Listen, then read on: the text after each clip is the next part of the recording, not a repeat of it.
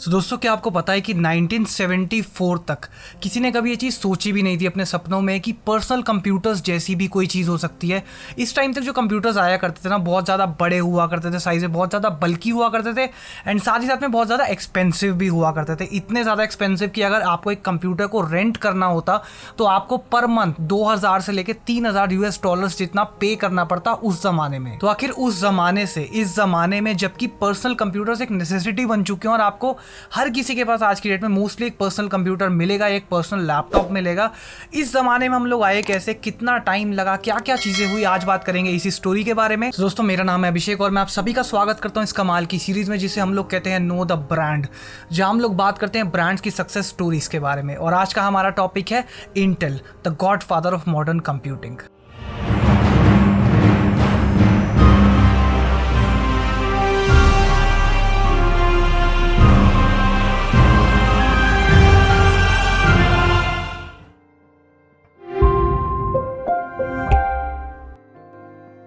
तो दोस्तों आखिर इंटेल का जन्म कैसे हुआ, ये स्टोरी भी अपने आप में बहुत इंटरेस्टिंग है, बट ऐसे बहुत सारे कंट्रीब्यूटिंग फैक्टर्स थे जिनकी वजह से इंटेल वाज बोर्न। तो स्टार्ट करेंगे बिल्कुल हिस्ट्री से, सबसे पहले वहीं से स्टार्ट करेंगे कि ऐसे कौन कौन से कंट्रीब्यूटिंग फैक्टर्स थे जिनकी वजह से इंटेल के फाउंडेशन को जो था वो रखा गया। तो दोस्तों 1950 ये वो टाइम था जिस टाइम पर अगर आप एक कंप्यूटर बनाते थे या कोई कंपनीज कंप्यूटर्स बनाती थी तो हर एप्लीकेशन के हिसाब से अलग अलग चिप्स को यूज करना पड़ता था, जिनकी वजह से वो स्पेसिफिक एप्लीकेशन जो है उसको यूज किया जा सके या उसका फायदा उठाया जा सके।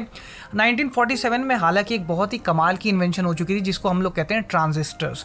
तो ट्रांजिस्टर्स जो थे उनको 20th सेंचुरी की सबसे बड़ी इन्वेंशंस में से एक माना जाता है। ट्रांजिस्टर्स का बेसिक काम है to amplify an electric signal, साथ ही साथ एक स्विच की तरह इलेक्ट्रॉन्स का फ्लो भी कंट्रोल कर सकते हैं, मतलब कि ऑन स्टेट या ऑफ स्टेट। इसको बाइनरी कोड्स में ट्रांसलेट कर लेंगे तो you get the 0 and the 1, और यही वो बेसिक फंडामेंटल है जिसपे तब से लेकर टिल डेट आपका जो डेटा है वो प्रोसेस होता हुआ आ रहा है। बट गाइस यहाँ पर सबसे मेन कंसर्न की बात थी ट्रांजिस्टर्स का साइज। उस जमाने में ट्रांजिस्टर्स का साइज कुछ इस तरह का हुआ करता था और साइंटिस्ट एंड इंजीनियर्स को ये चीज पता थी कि अगर हम इन ट्रांजिस्टर्स से कुछ बड़ा करना चाहते हैं, कंप्यूटिंग की दुनिया में कुछ बड़ा रेवोल्यूशन लेकर आना चाहते हैं, तो बहुत जरूरी है कि इन्हीं ट्रांजिस्टर्स को मल्टीपल नंबर्स में हम एक सिंगल प्लेटफॉर्म पर यूज करने के कैपेबल बन पाए। अब रेफरेंस के लिए आपको एक छोटी सी चीज बता दूं कि अगर मॉडर्न डे प्रोसेसर्स की आप लोग बात करेंगे तो they come with billions of transistors. But अगर उस टाइम पर फिर से वापस चलें तो यहाँ पर एक मेजर प्रॉब्लम और थी। साइज तो बड़ा था ही ट्रांजिस्टर्स का, बट इन ट्रांजिस्टर्स को आपस में कनेक्ट करने के लिए हमको वायरिंग का यूज करना पड़ता था। मतलब कि लेट्स सपोज कि हम लोग जो ट्रांजिस्टर्स का साइज है उसको कॉम्पैक्ट भी कर देते,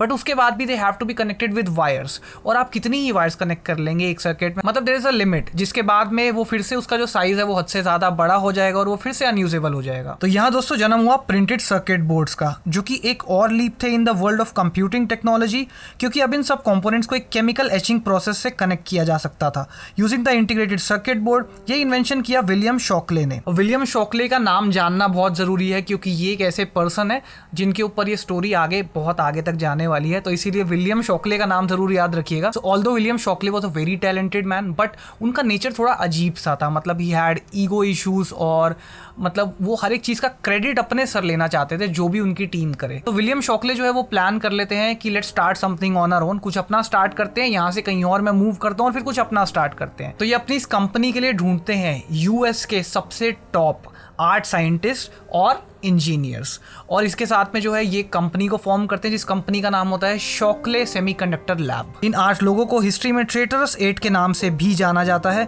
ये 8 लोग जो है विलियम शॉकले के नेचर से पिस्ड ऑफ हो जाते हैं एंड एक प्लान बनाते हैं विलियम से अलग होकर एक नई कंपनी बनाने का। और दोस्तों यहाँ जन्म होता है फेयरचाइल्ड सेमीकंडक्टर का।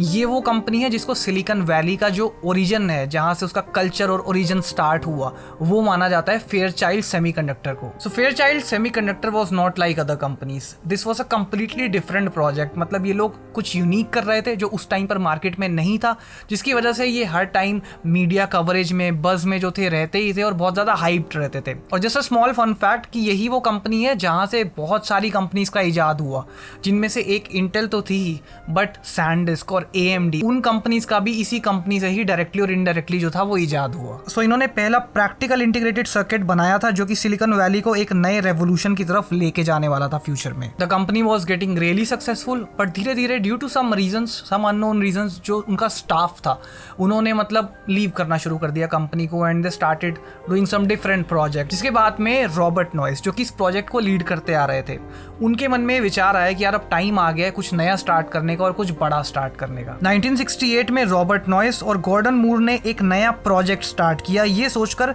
कि वो मेमोरी चिप डिवाइसेस बनाएंगे। और कैन यू इमेजिन कि इन दोनों की उस टाइम पर मार्केट में इतनी अच्छी गुडविल थी कि 2 दिन से भी कम में they raised a funding of more than $2.5 million उस जमाने में। इंटीग्रेटेड इलेक्ट्रॉनिक्स और इंटेलिजेंस जैसे वर्ड्स को अब्रीविएट करके they decided to call their company Intel.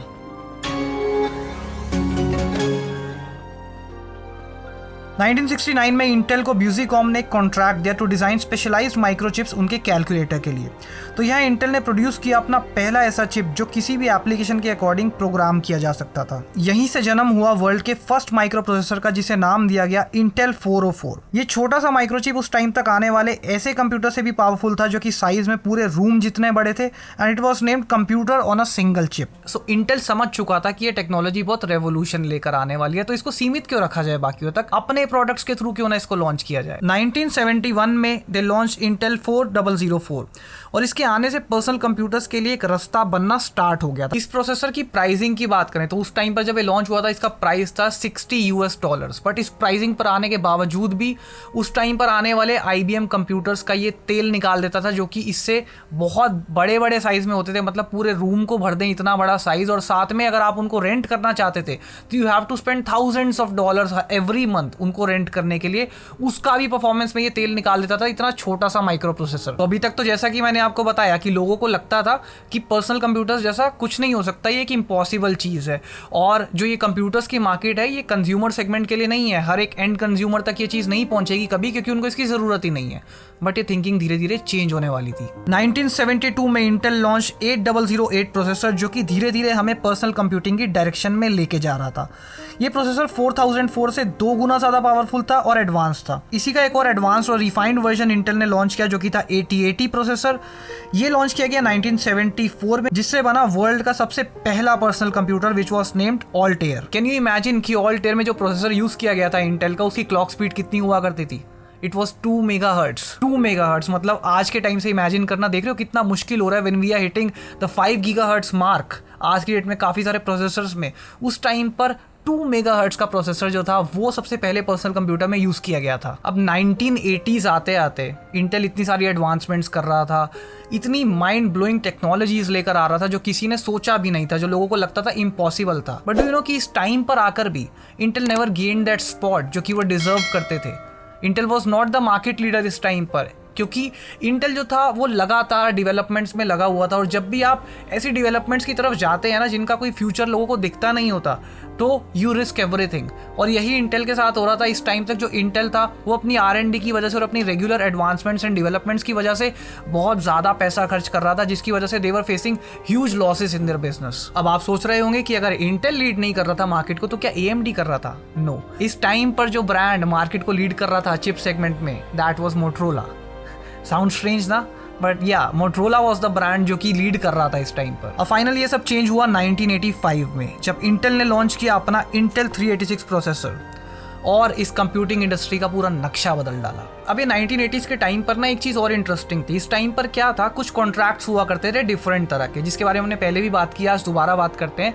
तो इस टाइम पर कुछ इस तरह के कॉन्ट्रैक्ट्स हुआ करते थे कि जब भी किसी PC वेंडर को या कंप्यूटर वेंडर को प्रोसेसर्स बाय करने हैं किसी ब्रांड से, जो भी ब्रांड से, तो they have to go in a contract जहां पर उस ब्रांड को एक second source of supply appoint करना पड़ता था, ताकि जो उसके लिए सप्लाई है उसमें कोई कमी ना आए। और फॉर एग्जांपल IBM जो था, IBM ने इंटेल के साथ में इस टाइम पर एक कॉन्ट्रैक्ट किया जिसमें Intel had to appoint AMD as a second point of supply, ताकि उस टाइम पर जो पर्सनल कंप्यूटर्स की डिमांड थी वो इतनी ज़्यादा थी, उसको फुलफिल किया जा सके, उसमें कोई दिक्कत ना आए। इस वजह से इंटेल को मजबूरी में AMD को अपॉइंट करना पड़ा अपने सेकंड सोर्स ऑफ सप्लाई, और उनके साथ में उस टाइम आने वाले अपने प्रोसेसर्स के सभी माइक्रो आर्किटेक्चर्स और कोड्स जो थे वो शेयर करने पड़े। 1989 में इंटेल ने लॉन्च किया अपना 486 processor, world's first micro processor with over 1 million transistors. जिस स्पॉट की हम लोग बात कर रहे थे, जो इंटेल एक्चुअली में डिजर्व करता था, वो स्पॉट इनको मिला 1992 में आकर।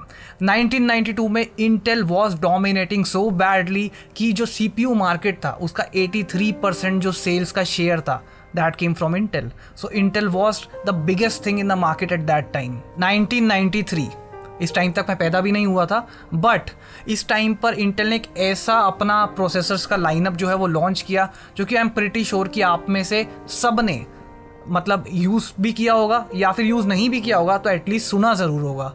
And that was the Pentium segment. So by this time, Intel's Pentium processors were born. 1995 में when I was finally born, Intel ने लॉन्च किया अपना Pentium Pro, जो कि ASCI रेड सुपर कंप्यूटर्स में यूज़ किया गया, और पहले ऐसा प्रोसेसर बना जो कि टेराफ्लॉप्स की कंप्यूटिंग पावर जो थी उस मार्क को हिट कर पाया। 1997 में Intel ने अपना Pentium 2 लॉन्च किया, जो कि मेनली सर्वर्स एंड वर्कस्टेशंस के वर्कलोड के लिए डेवलप किया गया था। 1998 में Intel ने अपना पहला Celeron प्रोसेसर जो था उसको लॉन्च किया, ताकि वो AMD के साथ जो लो एंड प्रोसेसर मार्केट है उसमें भी compete कर पाए। इसी के चलते 1999 में we saw the Pentium 3 lineup, and 2000 में finally we saw the Pentium 4, जो कि मेजॉरिटी ऑफ मेरे व्यूअर्स ने पक्का यूज़ किया होगा। मैंने खुद भी पर्सनली यूज़ किया Pentium 4 प्रोसेसर्स, और ये वो टाइम था जब इंटेल के जो प्रोसेसर्स थे उनकी फ्रीक्वेंसी मेगाहर्ट्ज से फाइनली गीगाहर्ट्ज तक आ पहुंची। सो ये ईयर आते आते दोस्तों इंटेल जो था वो मार्केट का राजा बन चुका था, और आसपास भी चीज़ें स्टैंड नहीं कर पा रही थी। Intel was the dominating thing in the market, और उनको ये चीज़ लगती थी कि उनका जो चिप डिज़ाइन से लेकर चिप मैन्युफैक्चरिंग एक ही प्लेस पर होता है, वो उनके लिए बहुत ही फायदेमंद फैक्टर है। बट कुछ आने वाले टाइम बाद शायद वो गलत प्रूव होने वाले थे। आई नो की स्टोरी बहुत इंटरेस्टिंग होती जा रही है और आपका मन नहीं कर रहा कि मैं इसको ख़त्म करूँ, but unfortunately we have to end this over here, क्योंकि इंटेल के जो आने वाले 10 साल हैं, जो अगले 10 साल आने वाले थे, वो उनके लिए बहुत ही क्रूशियल थे, बहुत ही इंपॉर्टेंट थे, और इनमें से कुछ ईयर्स ऐसे भी आने वाले थे जिसमें इंटेल ने ऐसे प्रोडक्ट्स लॉन्च किए जिसने कंपटीशन को सच में आंसू रुला दिए बुरी तरह से। सो उसके बारे में दोस्तों बात करेंगे इसी वीडियो के दूसरे पार्ट में, जो कि बहुत ही जल्द आ जाएगा। तो ये थी इंटेल की स्टोरी अब तक की। मुझे बताइएगा कि आपको इस स्टोरी में क्या सबसे थ्रिलिंग लगा, और आपको क्या सबसे शॉकिंग लगा, जो चीज़ आपको पता नहीं थी और आज आपको पता लगी है वीडियो देखने के बाद में। मेरे साथ नीचे कमेंट सेक्शन में आकर जरूर अपना एक्सपीरियंस शेयर कीजिएगा, और साथ ही में अगर आपने मुझे अब तक इंस्टाग्राम पर फॉलो नहीं किया, make sure to follow me on Instagram, search tech dreams India, और आज ही जाकर मुझे फॉलो कीजिए, ताकि आपको मेरी वीडियोज़ के आने से पहले ही उनकी जो छोटी छोटी अपडेट्स हैं और मेरी डेली लाइफ अपडेट्स हैं वो मिलती रहें।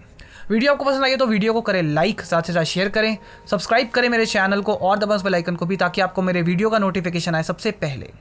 सो मिलते हैं दोस्तों अगली वीडियो में। Till then, cheers.